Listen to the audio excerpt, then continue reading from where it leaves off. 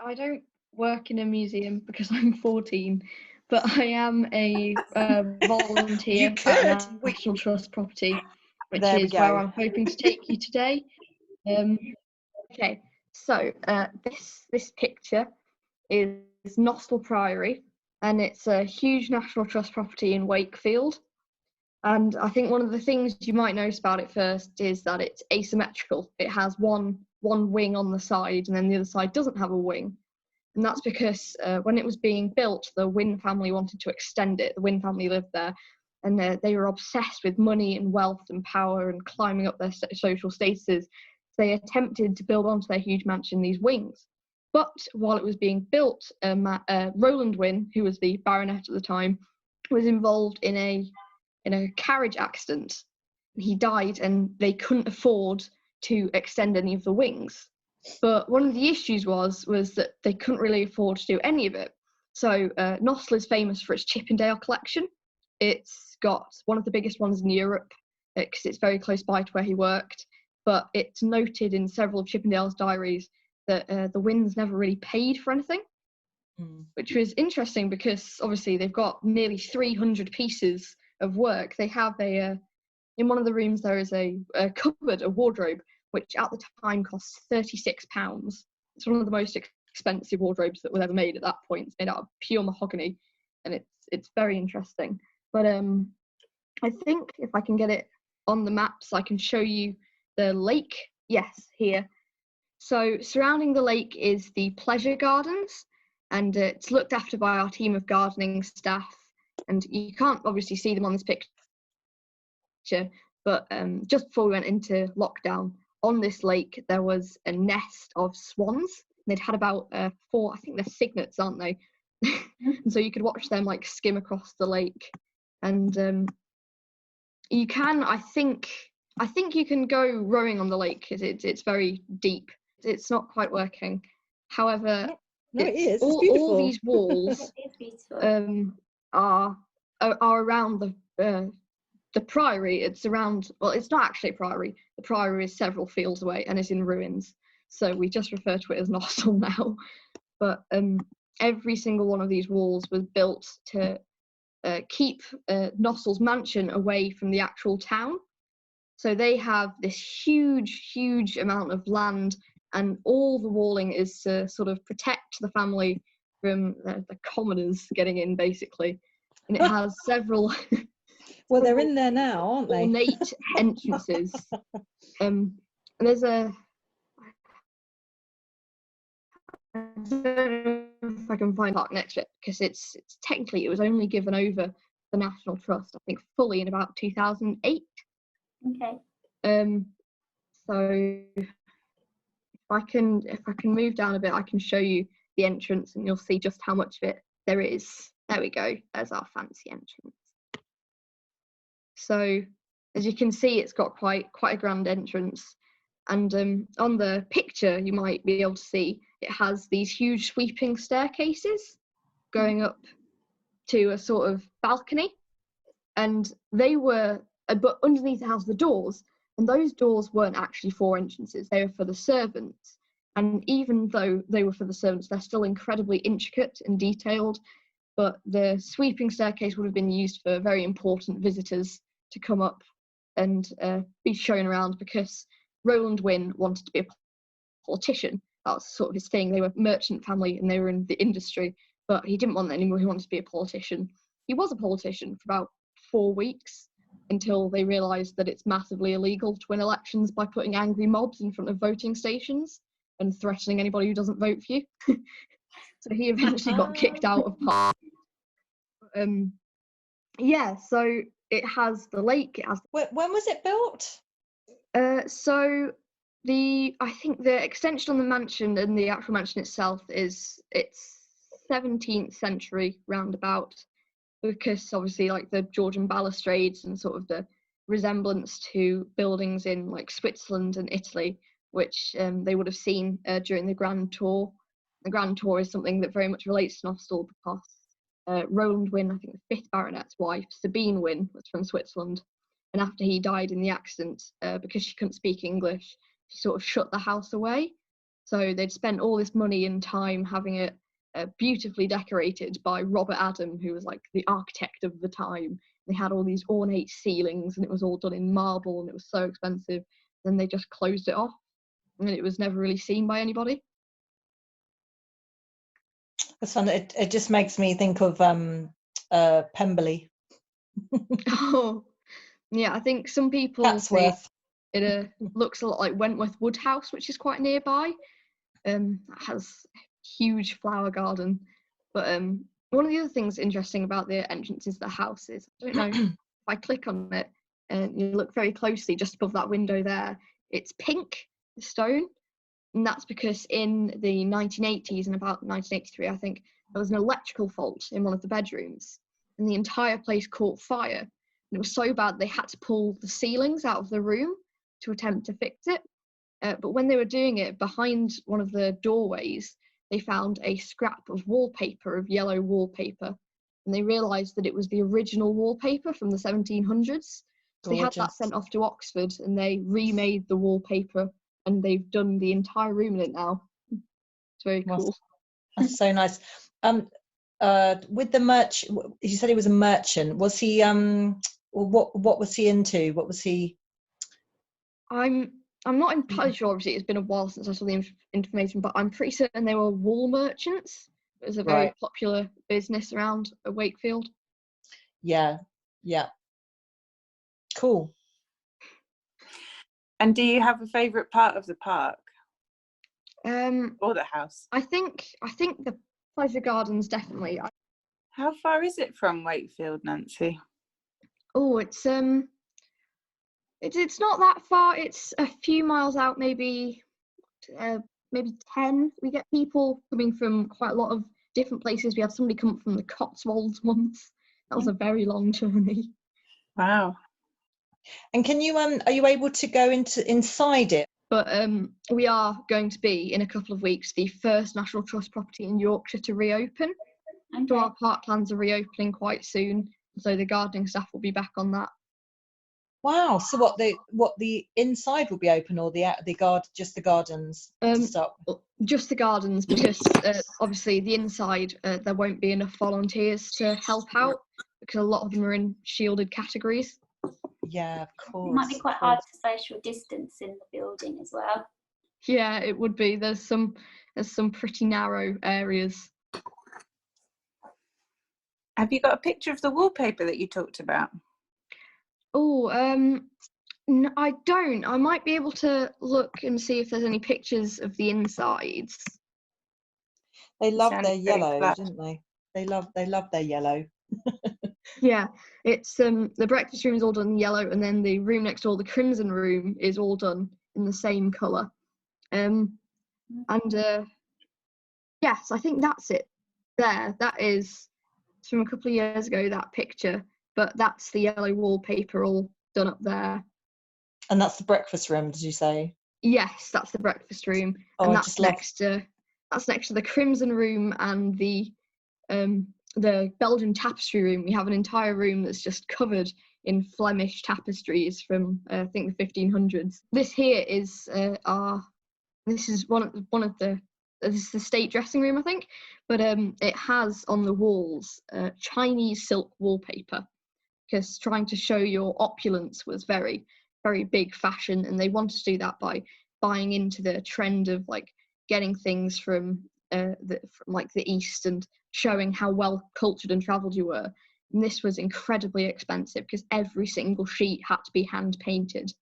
And it's faded now, but we took down our pier glass, which is a mirror between two walls, a few months ago. And behind the pier glass we found in the imprint is all the wallpaper behind it hasn't faded at all. So it's still got all the paint from the 17th century. That's amazing.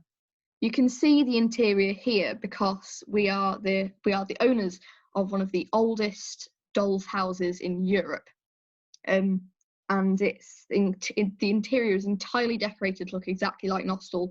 So Lady Susanna Henshaw, who was the wife of the 4th Baronet, would have been able to show people, like her daughters and her nieces how to run a household properly. Yeah.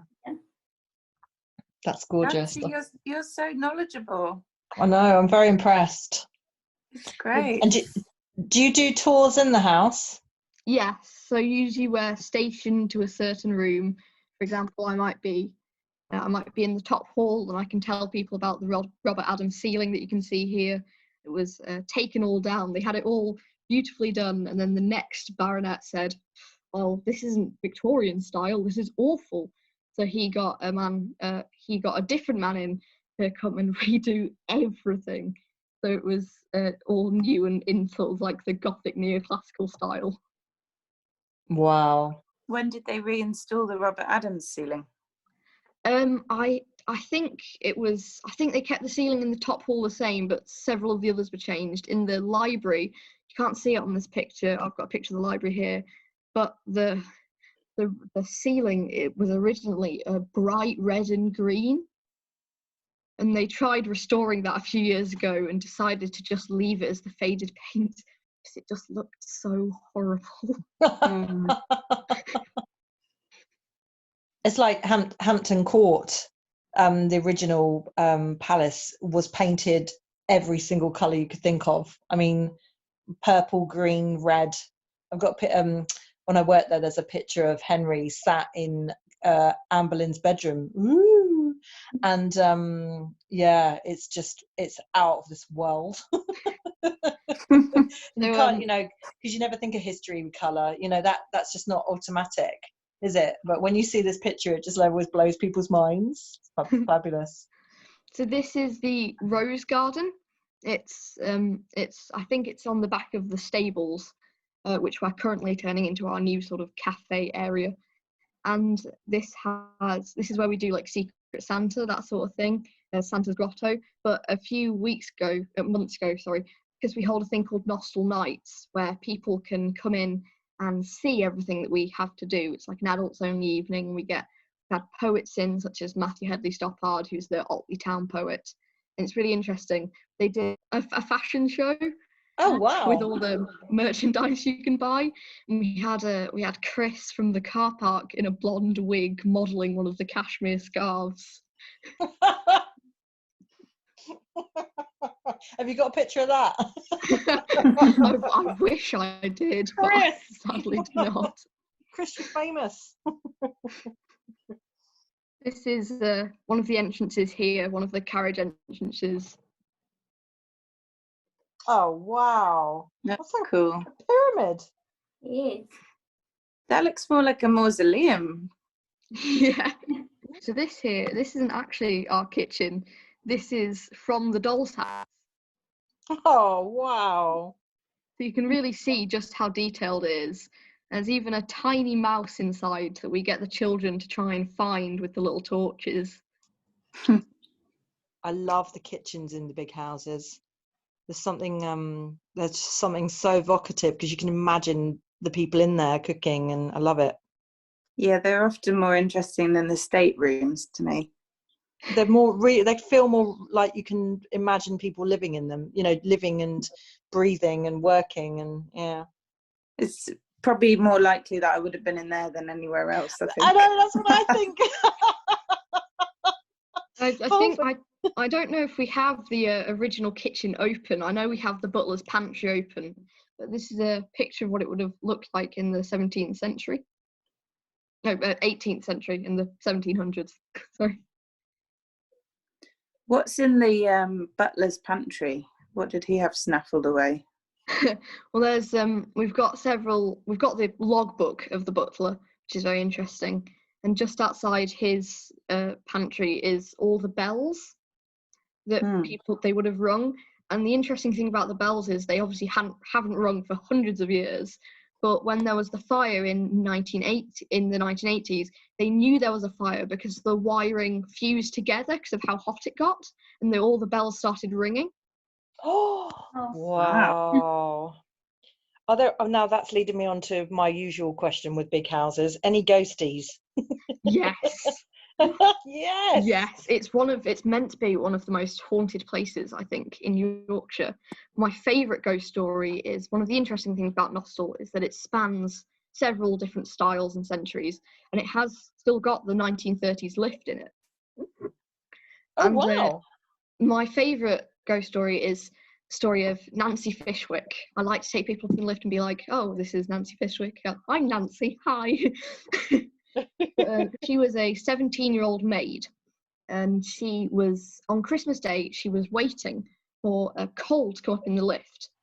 So, but the lift was jammed, so she looked over to see where the lift was, and suddenly the lift became unstuck and ricocheted upwards and caught her under the chin, and she ended up being decapitated by the lift. But it was Christmas Day, so they found the body, and they went down to the village, and we said, we're dreadfully sorry, our lift has killed your daughter. Then they went back up, and they just had Christmas dinner. Oh dear, poor Nancy. God, Sad story. Nancy's quite a useful ghost, because if you try and open like the locks and they don't work, or if the lights won't turn on, you can ask and say, oh, Nancy, will you just let us in, or Nancy, turn the lights on, and it happens, which is why we definitely think she's haunting us. oh my God. Well, she's like, God, you know, I'm dead, but I've still got to carry on working. So she obviously does a good job still, though. She was, wow. Yes, she's a wonderful undead maid. Lovely. Oh, wow. What's the weirdest thing that's happened to you while you've been there? Oh, I think, I don't know about weird. One of the coolest things is that all the staff is very lovely, and I once got Sophie, one of our curators, once came down. And she, oh, can you give me a hand with something? I was like, oh yeah. And she was like, if you just put these gloves on. I got to move all the Chippendale, and I think there was a picture of the room it's in. You can see the table. Yeah, there it is. So in that bedroom, the one that has the Chinese silk, it was that that dressing table there, which is incredibly delicate. It's made out of very fancy wood, and they let me move it, and I was like, oh God. That's Wow. cool. What an experience. So what's your plans then? Are you, so obviously you're volunteering at the moment. I would love to work in a National Trust property. It's so amazingly cool. Oh, I think I have one for the weirdest one actually, which was I told you about the pier glass that we took down, the mirror. You watched Gentleman Jack, the series? Oh yeah, a little bit. In Anne Walker's house, on her wall, she had those ornate like mirrors with the stalks on, and that's what we have. But we have ours with ho-ho birds, which match the wallpaper. Mm-hmm. But we took it down, and we found on the back of the mirror a fingerprint in the mercury, and we got somebody in to analyse it, and she said, I think this might be the oldest fingerprint I've ever seen, because this is Whoa. an original 1700s fingerprint that somebody has accidentally left on this mirror. Okay, Wow. Did it look like a contemporary fingerprint? It was literally just somebody had been hanging up the mirror when it obviously hadn't solidified properly, and there was a fingerprint in it. It's amazing, isn't it? That thing about tangible histories. This is the Tapestry Room here. This is an old photo, but in the Tapestry Room, it's behind one of the tapestries. If you move it, there's a secret door. Okay. But you can't see, obviously, because the tapestries are incredibly heavy to move. I think, yes, this is the library here. And if you can see there, those are some Chippendale furniture, and those are metamorphic steps. They're the only kind that Chippendale ever made. That it looks like a trinket. When you pull up the lid, the steps fold out so you can reach all the books on top. Although several of the books are fake to make him look a little bit smarter than he actually was. Good technique. I love that furniture. That I do love those pieces of furniture. It's a brilliant idea. It is an amazing house to work in. It does. It looks it. You can only see one angle of the breakfast room here. But if you look at the other angle, there is a Bruegel, a Peter Bruegel the Younger, which cost us £2.3 million to buy. Oh, It's gorgeous. And that also relates to fire because it's painted entirely on wood, and it's the wood buckled underneath it with the heat, and so all the painting got cracked, and we had to have that professionally restored. And it was obviously, with it being such an important piece, because it's got all these links to like the Habsburg Netherlands, like the invasion of where Bruegel was living at the time, because it's called the Procession to Calgary, and it's Jesus taking his cross up to where he's about to be crucified. But all the people leading him up aren't like his disciples. They aren't people who are saying, oh, Jesus is like this sinner, but they're Spanish soldiers, which really reflects how he would have felt about people like invading his homeland, and how he sees those people. He sees them as like being against Christ and going against the act of God by taking his homeland over. Wow. That's a great description. Thank you. Yeah, I didn't know any of that. I know Bruegel, but yeah, wow, what 2.3 million?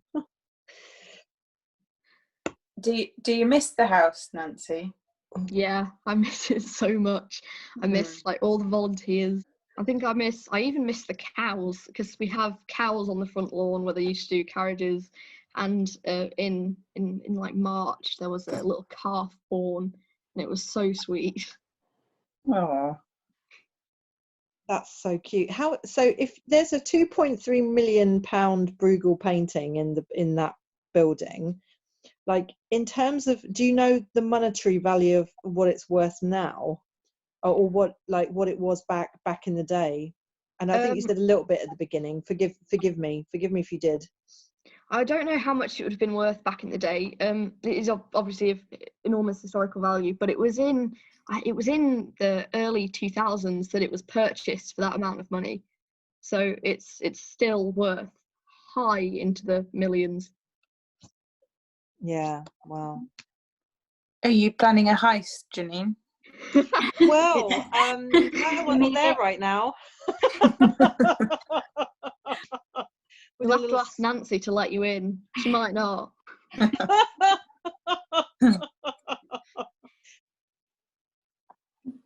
Thank you, Nancy. Yeah, you're very welcome. Really Thank good. you. You're really good. Lovely. Yeah, absolutely blown away. You're amazing. Well done. Thank you. Thank you. Yeah, I really enjoyed it. Thank you. I'm very glad it all worked out. I've never been to that site as well, and it's not that far from me, so perhaps it'll be one of the first places I get to visit. Oh, I would definitely come and visit. Yeah, definitely. It is wonderful, and the scones are top notch. Oh God, well you I got me on love a scone. got me on scones. See? Had to throw that one in there. That's a great tip. But thank you so much. That was wonderful. Thank you. I'm Yeah, I really really glad you enjoyed it. enjoyed it.